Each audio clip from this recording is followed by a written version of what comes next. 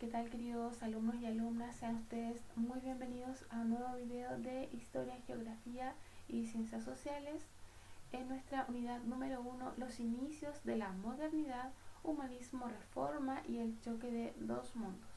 El día de hoy vamos a identificar tres personajes líderes del proceso de reforma y contrarreforma.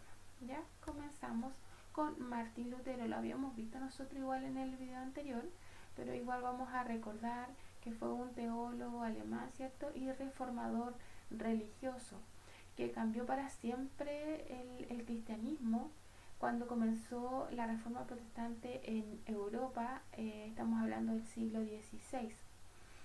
A través de sus palabras, ¿cierto? A través de sus acciones, Lutero precipitó un movimiento que formuló ciertos principios básicos, ¿cierto?, de la fe cristiana, y dio también como resultado la división de la cristiandad en Occidente.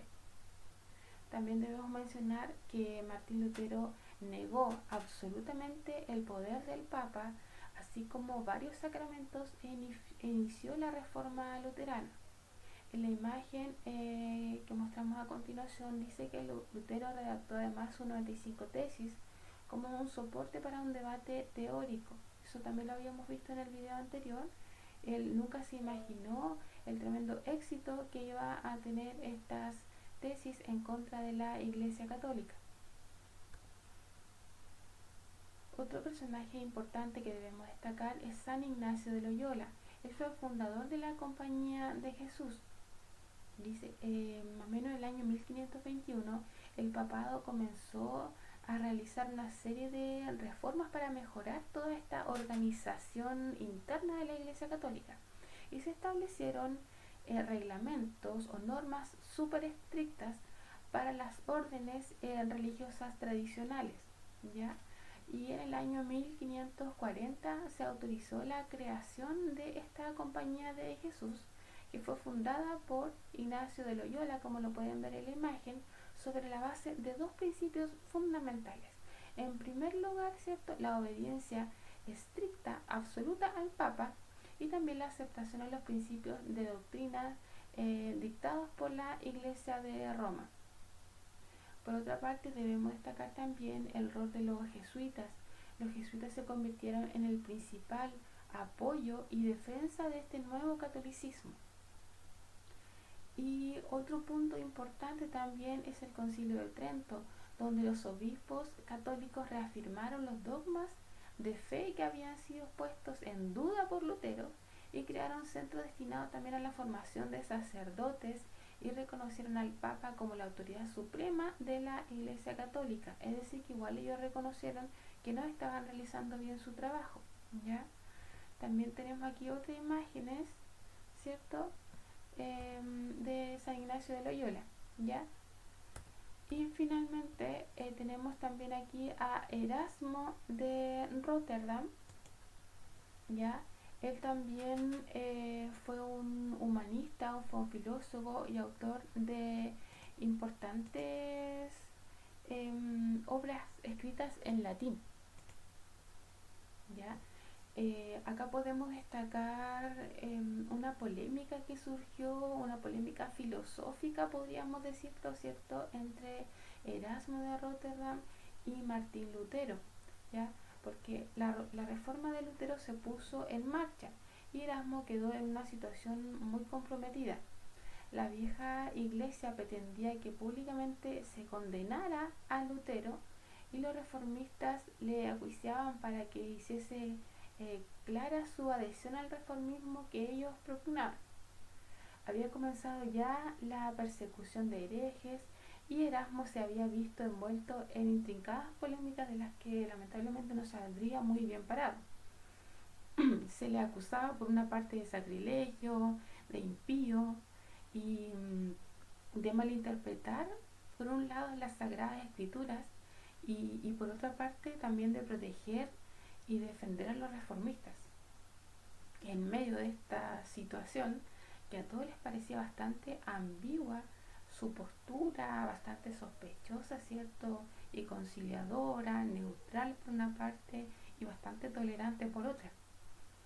Este posicionismo, podríamos llamarlo así, de Erasmo, en contra del luteranismo significó la ruptura entre la Reforma y los humanistas.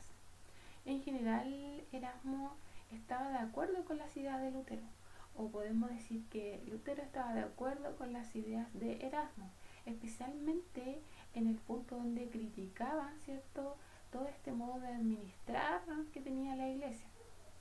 Además que Lutero y Erasmo se hicieron bastante amigos, y el reformador Lutero fue una de las pocas personas en las que Erasmo reconocía públicamente como admirar.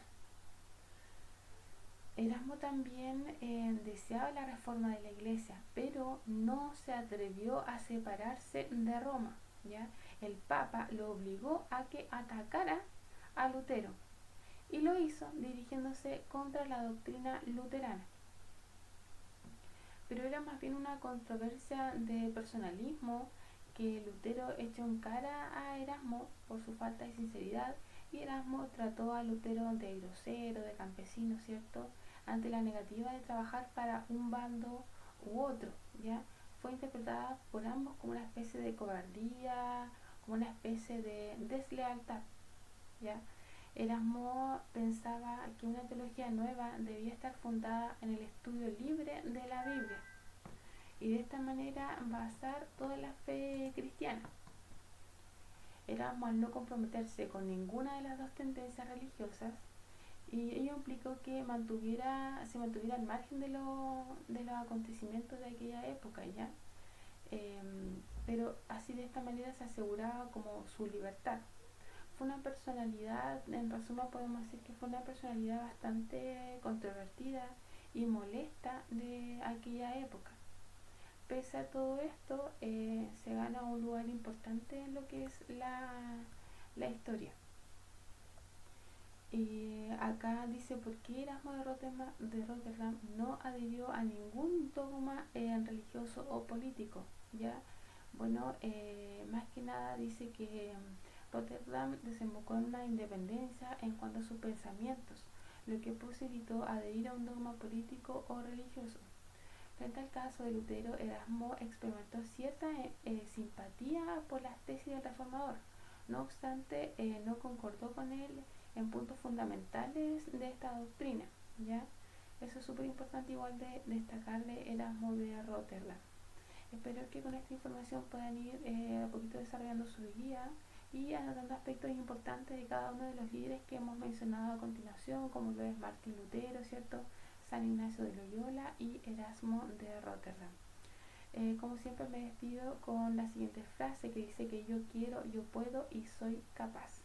No olviden suscribirse a nuestro canal de YouTube Escuela El Libertador, y nosotros nos vemos en un siguiente video.